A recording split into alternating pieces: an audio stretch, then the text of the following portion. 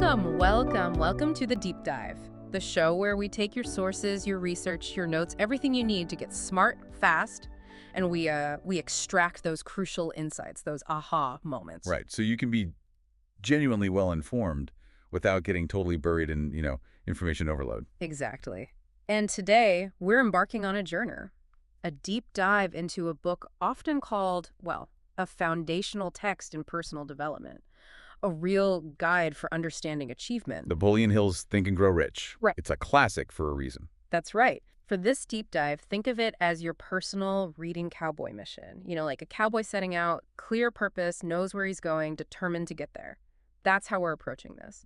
Our mission today is finding those key nuggets, the real wisdom from this book, and really importantly, figuring out how you can actually apply these lessons simply. Effectively. It's about making it practical, actionable, not just theory. Totally. It's all about making these big ideas work for you, the learner. And what's really fascinating about Think and Grow Rich, right from the start, is the audacious promise behind it all. Audacious is a good word for it. Napoleon Hill says, flat out, that he spent over 2 decades, 20 years, at the request of Andrew Carnegie, the industrialist. The stupid guy. Meticulously analyzing over 500 exceedingly wealthy men and women of his time, his single goal, to find what he called a money-making secret. A secret formula. Pretty much.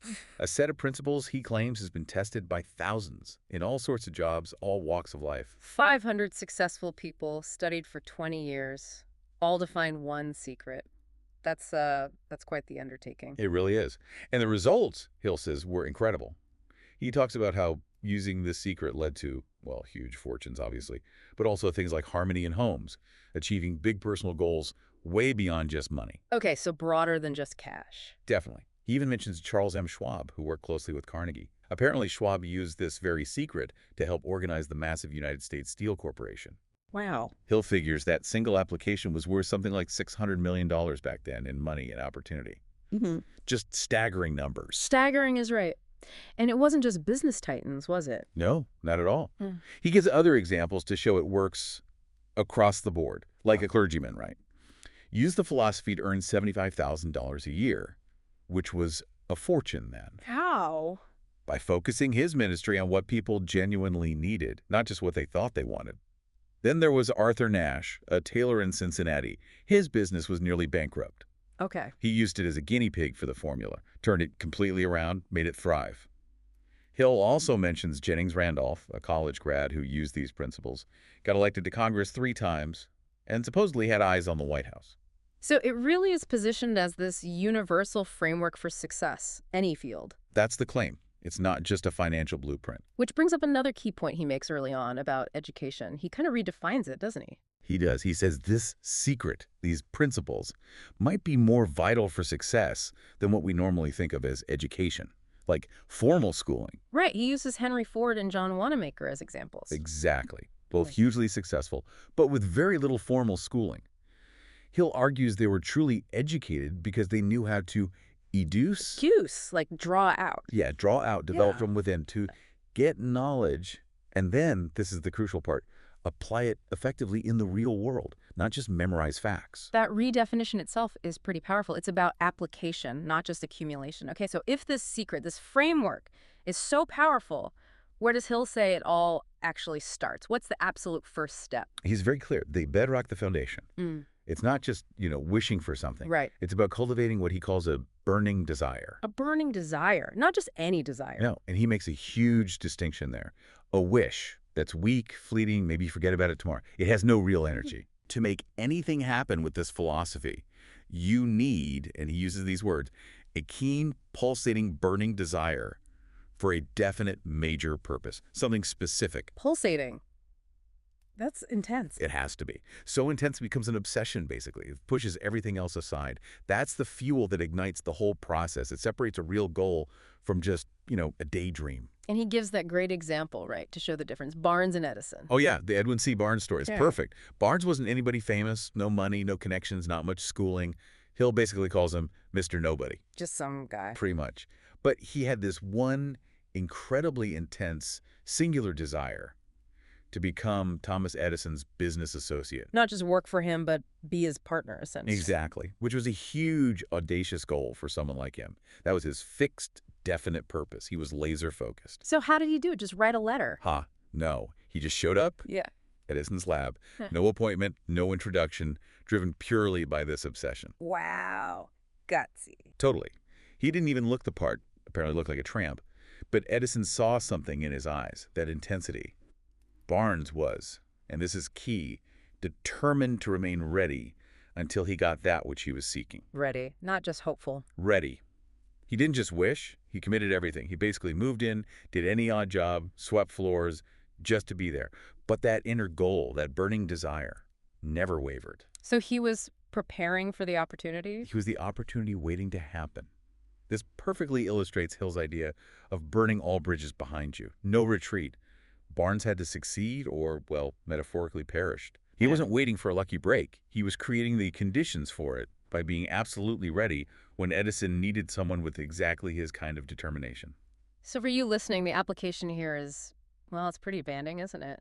How do you find that kind of desire? It's a deep question. It means asking yourself, what's the one thing you'd pour everything into, even if failure was likely? Just because the desire is that strong. Yeah, and letting go of the escape hatches. No plan B. Right. Committing wholeheartedly. Identifying that non-negotiable vision you're willing to stake everything on, and then, crucially, cutting off other paths. That level of commitment, Hill says, is what makes the difference. Okay, so burning desire is step one. What's next? It's linked, right? Absolutely linked. The next foundation stone is faith. But again, Hill defines it in a specific way. Not just religious faith. No, not necessarily. He calls it a state of mind. And here's where it gets really interesting. He says it can be induced. Induced, like you can create it. Consciously created, yeah, through what he calls autosuggestion, self-suggestion. Autosuggestion. Okay, how does that work? The book almost sounds like you're, well, tricking yourself. Kind of. He suggests you consciously deceive your subconscious mind. You act as if you already have what you desire. Right, you live it now. You feed your mind constant positive affirmations about your goal, visualizing it as already achieved. You're essentially programming your subconscious to accept it as reality. So it's more than just positive thinking. It's like embodied positive thinking. Exactly. And developing this state of mind requires active effort. You have to consciously encourage positive emotions, courage, hope, love, and deliberately push out the negative ones. Fear, doubt, jealousy. We're creating a mental Leave room infinito. abode for faith, as Hill puts it. When your mind is dominated by the positive, it becomes fertile ground, ready to accept and act on the instructions you give it. The instructions tied to your burning desire. It's internal gardening, almost. Okay, so connecting desire and faith. Faith takes that burning desire, which could just be a powerful wish, and turns it into an expectation. Like, this is going to happen. Precisely. And that expectation is what signals the subconscious mind to get to work, to start finding ways to make it real. He gives that really personal story about his son, doesn't he? He does. It's quite dramatic. His son Blair was born without physical ears. Doctors said he'd be deaf and mute. Hill refused to accept it. He applied these principles. Relentlessly. He writes about his burning desire, backed by unshakable faith, that his son would hear and speak. He constantly told the boy his affliction would become an asset. Wow. Despite the medical prognosis. Despite everything. He claims this intense belief, this autosuggestion directed at his son and himself, helped Blair eventually develop hearing and speaking abilities and even build a career helping others with hearing issues. It's a powerful testament to his conviction that belief plus desire can make the seemingly impossible happen. That connection to the subconscious, it seems absolutely central to the whole thing. It is. Hill argues the subconscious responds much better, much faster, to thoughts mixed with feeling, emotion. So it's not enough to just think it, you have to feel it. Exactly. Positive emotions are like yeast, he says. They make thoughts active, powerful. They give them life so the subconscious can grab onto them and work with them. Which means you have to be a gatekeeper for your own mind. Totally. You control the door to your subconscious. You consciously block negative thoughts, fear, doubt, poverty, and only allow the positive chosen thoughts related to your definite purpose to enter. And your brain is like a radio, broadcasting and receiving. That's his analogy. When you stimulate it with strong desire and faith, vibrating at a high rate, you not only attract ideas from outside, but you also charge your own thoughts with that crucial feeling that makes the subconscious act. Okay, so desire and faith are the engine and the fuel. But how do you actually drive the car? Hill gets practical here, right? This isn't just philosophy. Absolutely not. This is where he lays out the how-to. 6 definite practical steps to turn that desire into actual tangible results, riches, or whatever your definite goal is. And these aren't just his ideas off the top of his head. No, he makes a point of saying they were checked and approved by Thomas Edison himself. Edison, wow. Okay, so they have some serious validation. Right. Edison apparently said they'd work for achieving any definite goal, not just money, which speaks volumes about their perceived universal power. Okay, let's break them down. Step 1. Fix in your mind the exact amount of money you desire. Precision is key. Not just, I want to be rich. Nope, a specific number, like down to the dollar if you can. Hill implies the mind needs that clear target. Vague goals get vague results, right? Makes sense. Step 2. Determine exactly what you intend to give in return. This is huge. The value exchange. Exactly. Riches don't just appear. What service, what product, what effort are you putting on the table? It's not magic. It's a transaction based on value. Okay. Step 3. Establish a definite date by which you intend to possess the money. A deadline. Creates urgency. Urgency and accountability. Turns a dream into a timed goal. Stops the someday maybe thinking. Right. Number 4. This one feels critical. It is.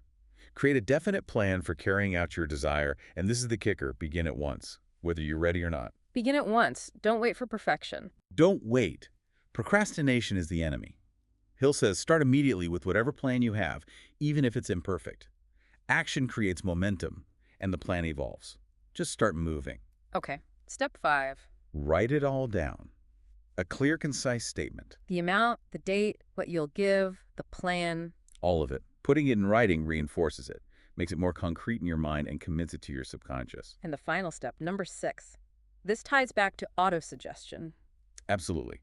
Read your written statement aloud twice daily, once before bed, once right after waking up. And as you read. Visualize. See yourself already having the money, feel it, believe it.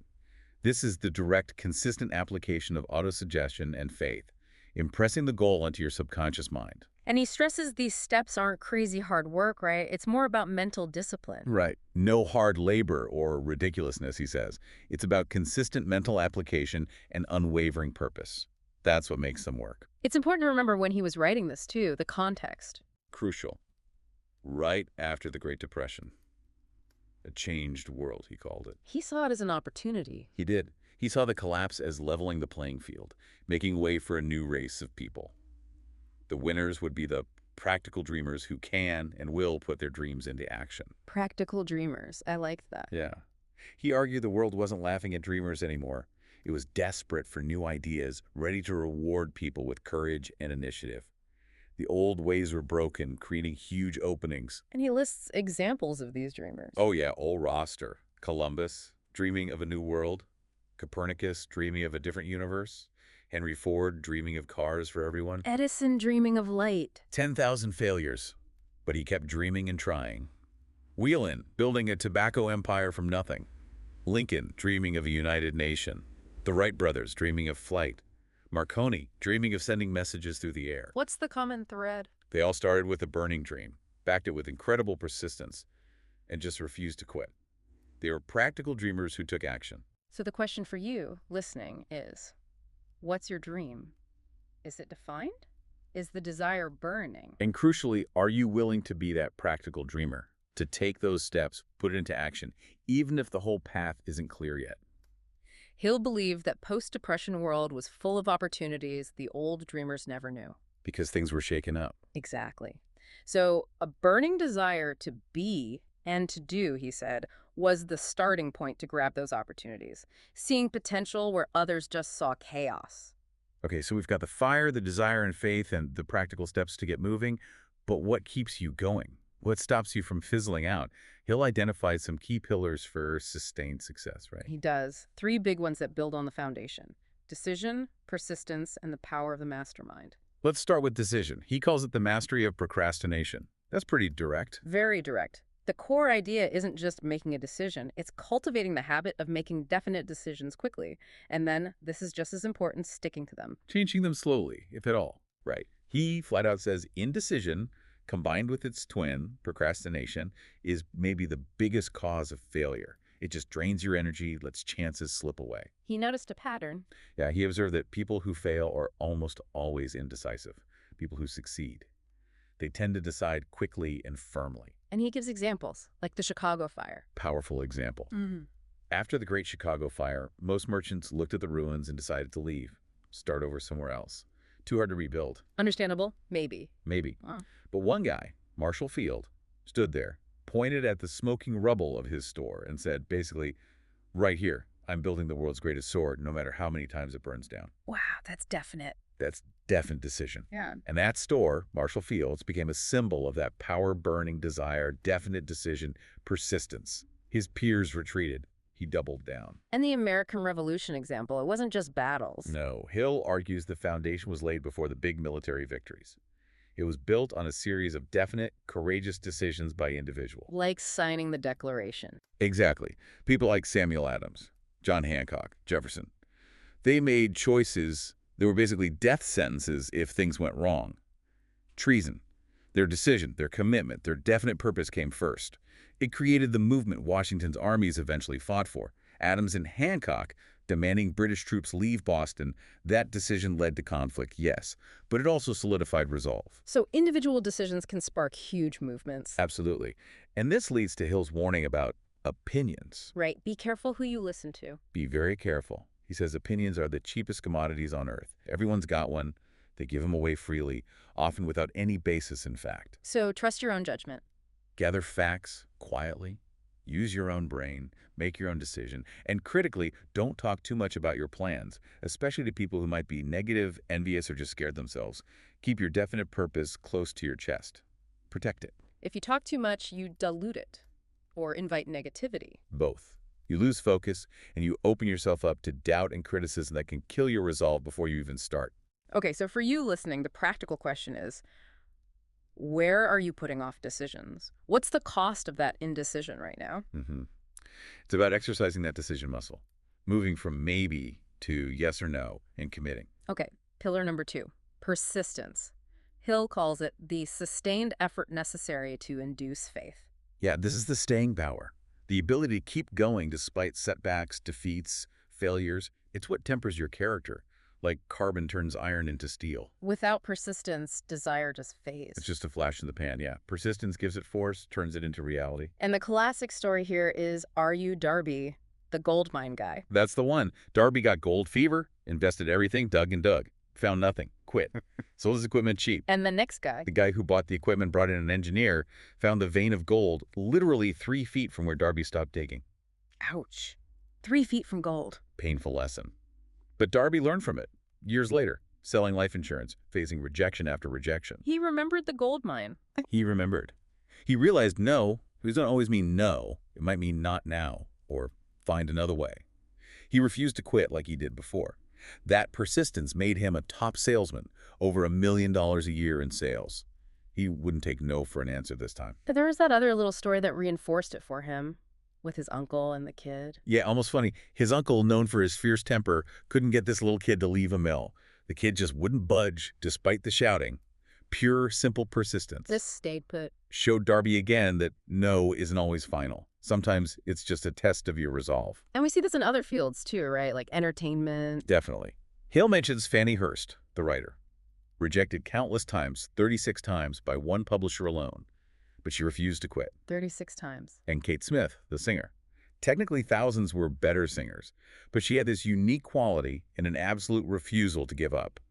Broadway basically got worn down by her persistence, Hill says, and finally gave her a shot. So success often goes to those who just outlast the rejection. They refuse to be defeated. They persist until the world gives in. Hill also lists things that kill persistence, right? Weaknesses. Yeah, like lack of a clear goal. If you don't know where you're going, why persist? Procrastination, obviously. Indifference, just not caring enough. Quitting at the first sign of trouble. And then a big one, Yeah. fear of criticism. But he also gives steps to develop persistence. 4 steps. 1, definite purpose, backed by that burning desire. That's your why. Okay. 2, a definite plan, put into continuous action. That's your how and your momentum. Right. 3, A mind closed tightly against negativity. From others, from yourself. Yeah. That's your shield. And 4, A harmonious mastermind group. That's your support and amplifier. which leads us perfectly to the third pillar, the mastermind. How does Hill define that? Coordination of knowledge and effort in a spirit of harmony between two or more people for the attainment of a definite purpose. Okay. So it's a deliberate alliance, not just hanging out. Very deliberate. Yeah. Focused on a specific goal. And he breaks down his power into two parts, economic and psychic. Economics seems straightforward. Pooling resources, skills, contacts. Yeah, obvious benefits. Two heads are better than one, more manpower, shared risk, all that. You can achieve bigger things together. But the psychic part, that sounds more mysterious. It's where Hill gets deeper. He suggests that when minds truly coordinate in harmony, their combined mental energy creates something bigger than the sum of its parts. like batteries in series, more power. That's his analogy. This combined thought energy, he claims, taps into a bigger pool of ideas, insights, hunches, stuff one mind alone might not access. You could think of it today as like the synergy you get in a really high-functioning, trusting team. Ideas spark off each other, you get that collective flow. Okay, that makes sense. And the prime example, Carnegie. Andrew Carnegie. Yep. He flat out said his entire fortune came from his mastermind group. About 50 key people working in perfect harmony towards the goal of making and selling steel. That collective brain power, that coordinated effort, that was his real power. Not just him alone. Definitely not. And Henry Ford, too. His big breakthroughs really started when he allied himself with other great minds. Edison again, Firestone. Edison, Harvey Firestone, John Burroughs the naturalist, Luther Burbank the botanist. By connecting with them, Ford absorbed their thinking, their vibrations of thought, Hill says. It amplified his own abilities. Collaboration was key. Even Gandhi, how does he fit? Hill saw Gandhi as demonstrating the mastermind principle on a massive scale, getting 200 million people to coordinate harmoniously towards one definite purpose, India's independence. Wow. The power of unified, organized effort. Immense, almost unimaginable. It shows what happens when vast numbers share a definite purpose and act in concert. And he links the mastermind to infinite intelligence. He does. He sees a harmonious mastermind group as a direct conduit to this universal source of knowledge and power, where genius ideas come from. So for you listening, the question is, how do you build your mastermind? Who do you need? What can you offer? And remember that word, harmony. Hill stresses it. Without genuine trust, mutual respect, shared purpose, it doesn't work. It just becomes a committee, pulling in different directions. Harmony is the secret sauce. All right, beyond those core pillars, Hill digs into some deeper principles, right? Things that really accelerate the process, like imagination. Yes, the workshop of the mind, he calls it. Hugely important. And he splits it into two types. Synthetic and creative. Synthetic imagination is basically rearranging existing ideas, concepts, plans, like assembling things from parts you already have. Useful, practical. Okay. And creative. That's the source of breakthroughs. It's where the mind connects directly with infinite intelligence, he says, where you get hunches, inspirations, totally new ideas. It also picks up thought vibrations from other minds, maybe your mastermind partners. It's the wellspring of novelty. And the Coca-Cola story illustrates this. The enchanted kettle. Fantastic example. Asa Candler buys a formula and an old kettle for $500. Seems like nothing. But he bought an idea. Exactly. The real value was the idea from Dr. Pemberton. Candler's genius was mixing that formula with his imagination. He envisioned a global empire from that simple drink. And the ripple effect. Staggering. That kettle, Hill says, led to millions of bottles, jobs for glass workers, clerks, advertisers. A whole ecosystem built around an idea, sparked by imagination and driven by purpose. There's another story too, right? The preacher and the $1 million. Dr. Frank Gonzalez. He had this burning desire for 2 years to start a practical college for underprivileged youth. Needed $1 million. A lot of money then. Huge. One Saturday, he makes a definite decision. Yeah. Get the money within 36 hours. Announces a sermon for the next day. What I would do if I had $1 million. Bold move. And guess who was in the audience? Philip D. Armour, the wealthy industrialist. He was so impressed by Gonzalez's vision and definite plan presented right there in the sermon. He gave him $1 million. Within 36 hours of Gonzalez making that definite decision and plan public, boom, the Armour Institute of Technology was born. Shows how ideas, backed by definite purpose and a plan, attract resources. Hill also saw opportunity in new industries, like radio back then. Yeah, he felt radio was being butchered by a lack of imagination, just replicating old formats. He saw a huge opening for creative programming that served people's minds, not just entertained them, and connected listeners with value. So identifying where imagination is lacking, that's timeless. Always. Where's the status quo ripe for a new idea? For you, the challenge is, how do you stimulate your own creative imagination? Hill suggests strong desire helps, keeping the mind vibrating rapidly, and simply using it more. Practice flexing that creative muscle. Okay, next principle, specialized knowledge. And again, he redefines education. Right. Not just schooling. It's the ability to draw out your potential educes and then, crucially, apply knowledge effectively. Like Ford and Edison. Not much schooling, but highly educated in Hill's view, because they could acquire and apply knowledge. Exactly. And he says big success requires highly organized and intelligently directed specialized knowledge. But here's the liberating part. You don't have to possess it all yourself. No.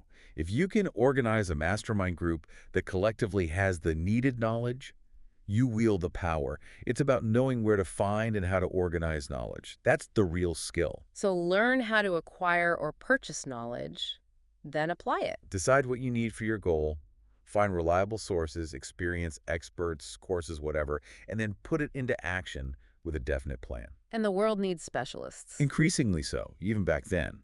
He quotes a university official saying employers wanted specialists with character, intelligence, personality, not just degrees. Like the engineer who became a lawyer during the Depression. Stuart Austin Weir. Construction dried up, so he adapted.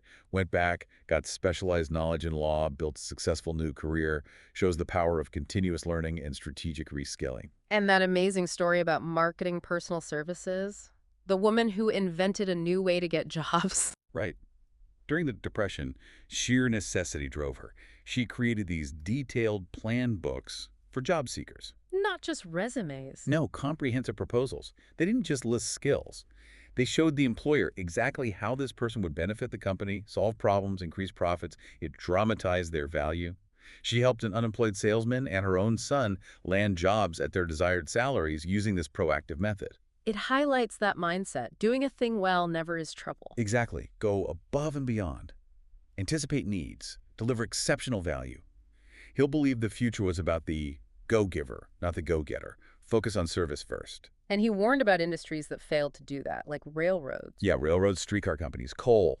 He argued they declined partly due to poor service, arrogance, trying to get without giving. It demonstrates that law of economics, what you sow, you reap. Fail to serve the public, your ultimate employer, and eventually you decline. Value exchange is non-negotiable. Okay, digging deeper still. The subconscious mind, the connecting link. This is fundamental.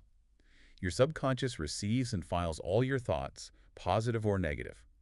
But you can consciously choose to plant specific plans, desires, purposes into it. Through repetition and emotion. Yes. And it will then work tirelessly behind the scenes to manifest them, using the most practical means available. It's like a powerful, obedient servant, but it takes orders from your dominant thoughts and feelings. And emotion is the key to getting its attention. Big time. Thoughts mixed with strong feeling, positive or negative, get priority. Positive emotions like faith, enthusiasm, love are the yeast that activates thought, makes it powerful for the subconscious. So again, you have to be the gatekeeper. Vigilantly. Yep. Block the negative fear, doubt, criticism. Allow only the chosen positive thoughts related to your definite purpose, charged with positive emotion. Control your inner world. Which leads to the ultimate level, the sixth sense. The door to the temple of wisdom, he calls it. This is essentially the creative imagination operating at its peak. The receiving set for infinite intelligence. That's how he describes it, where you get those sudden flashes of inspiration, hunches, profound insights, maybe warnings of danger or hints of opportunity that seem to come from nowhere. And this isn't something you just switch on. No, he's clear. It develops slowly, only after you've mastered the other principles. It's the capstone, built on a foundation of mental discipline and applied principles. You can't really explain it fully to someone who hasn't done the work, he says. And his personal practice? The invisible counselors? That sounds wild. It does. Every night, he'd hold imaginary meetings with historical figures he admired, Emerson, Lincoln, Carnegie, Ford, Edison. Imaginary meetings. Yeah. He'd sit them around a table in his mind, address them, ask them for specific qualities or insights, like asking Ford for persistence or Emerson for wisdom. And he claims they became real to him. It's apparently real, he says. Developed distinct personalities in his imagination through years of this focused autosuggestion. He credited these sessions with giving him invaluable ideas and inspiration. It's an intense technique for internalizing desired traits and stimulating his own creative faculty, maybe even tapping into something beyond himself. All right, we've covered the building blocks, the accelerators, but Hill doesn't shy away from the roadblocks, does he? He talks about fear a lot. Oh yeah, a whole section on how to outwit the 6 ghosts of fear. He calls them ghosts because they're creations of your imagination. They only exist in your mind. But they feel real, and they're damaging. Incredibly damaging. They cause discouragement, procrastination, indecision, kill ambition. They're the direct opposite of everything needed for success. And the key to beating them. Recognizing you have absolute control over your thoughts. Since thoughts tend to manifest physically, clothe themselves in their physical equivalent, dwelling on fear and poverty literally attracts them. He even blames the 1929 crash partly on fear. En masse, fear of poverty, spreading like a virus, creating the economic reality. A sobering thought about collective psychology. Okay, let's list these 6 ghosts quickly so people can spot them. Number 1. Fear of poverty, the most destructive, he thought. Symptoms: indifference, indecision, doubt, worry, overcaution, procrastination. Creates a failure consciousness. Number 2. Fear of criticism, kills initiative, destroys imagination. Shows up as self-consciousness, lack of poise, inferiority complex, extravagance, trying to impress, lack of ambition. Think about fashion trends driven by fear of not fitting in. Cree. Fear of ill health, often hypochondria, but the fear can create real symptoms. He quotes a doctor saying maybe 75% of illnesses are imaginary, fueled by negative suggestion. Your. Fear of loss of love causes jealousy, suspicion, insecurity in relationships. 5. Fear of old age. Fear of becoming useless, dependent, losing initiative, leads to people trying too hard to seem young. And 6. Fear of death. The big unknown, often exploited, Hill felt, by those using fear for control. And the antidote to worry, which is sustained fear. Prompt and firm decision. Make a choice, act on it, and the worry often fades because the indecision is gone. Like the condemned man example. Calm because he'd made a decision. Exactly. He accepted his fate, made a definite decision on how to face it, and the fear lost its paralyzing grip, even hours before execution. Shows the power of decision over circumstance, mentally. Beyond those 6, there's a 7th evil. Yes. Susceptibility to negative influences. He called it the devil's workshop.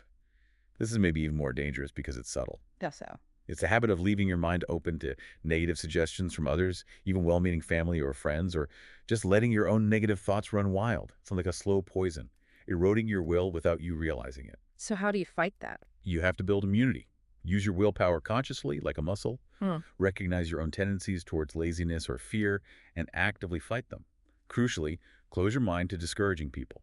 Seek positive company. Mind control isn't automatic. It's pure self-discipline and habit. You either control your mind or it controls you. Best way: keep it busy with a definite purpose and plan. No room for negativity to take root. And then there are the 57 famous alibis.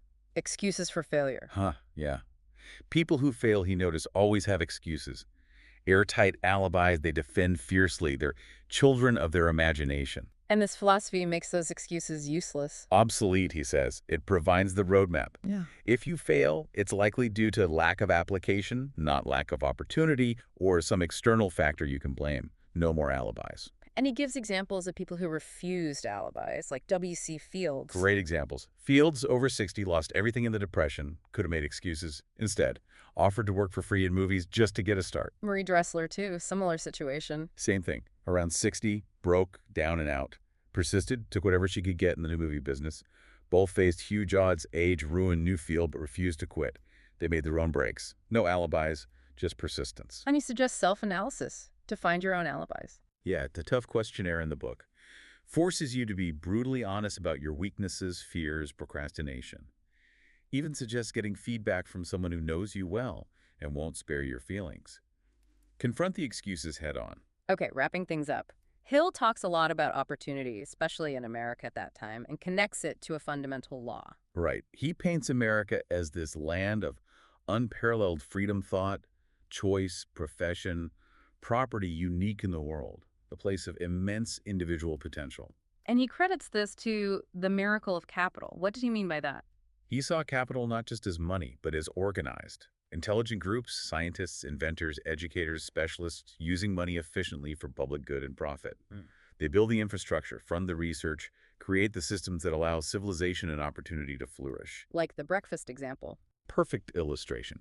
Getting tea from China, sugar from Cuba, coffee from Brazil, oranges from Florida, all onto one New York breakfast table requires ships, trains, factories, finance, logistics, a massive complex web of organized capital and effort. Impossible for one person alone. So capital, used intelligently, drives progress and creates opportunity. Essential for it, in his view. Money without brains is dangerous, but organized capital is the engine of civilization. Which leads to his immutable law of economics. Whatsoever a man soweth, that shall he also reap. Simple, powerful. You cannot get without giving. No free lunch. Basically. This law, he insists, is absolute, more powerful than governments or unions. It ensures eventually that value given equals value received. He critiques demanding more pay for less work, or expecting something for nothing. America offers the opportunity to serve and earn in proportion to your value, but it doesn't promise handouts. Cause and effect. And then the choice, leader or follower. A crucial decision point. Decide which you want to be, he says. No shame in being a follower, but no credit in staying one if you aspire to lead.